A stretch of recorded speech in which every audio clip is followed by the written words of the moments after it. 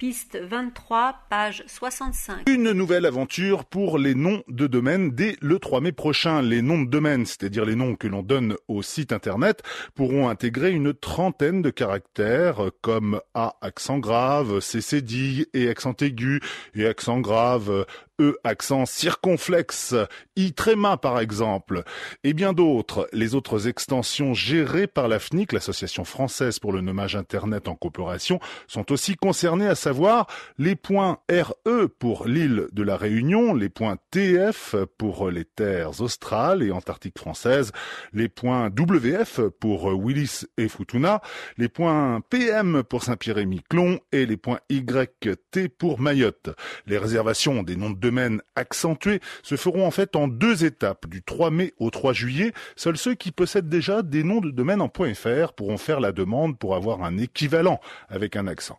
Puis à partir du 3 juillet, tout le monde pourra réserver n'importe quel nom de domaine avec accent se terminant par .fr, selon la règle du premier arrivé, premier servi. Pour éviter tout cybersquattage, cette pratique détestable qui consiste à déposer un nom de domaine pour faire un site internet et ne jamais faire de site, les marques qui souhaitent protéger leur identité en ligne devoir faire attention à ne pas oublier d'enregistrer leur nouveau nom de domaine en réservant toutes les variantes possibles avec accent avant ce 3 juillet. Ce changement devrait obliger les éditeurs de sites web à multiplier les achats de domaines qu'il faudra en plus renouveler chaque année. En parallèle, au Canada, les caractères français avec accent pourront bientôt être utilisés dans les noms de domaine se terminant aussi par le .ca. L'autorité canadienne pour les enregistrements Internet vient de lancer la seconde et dernière étape de consultation sur la mise en œuvre de caractères français avec accent qui devrait se faire d'ici à 18 mois.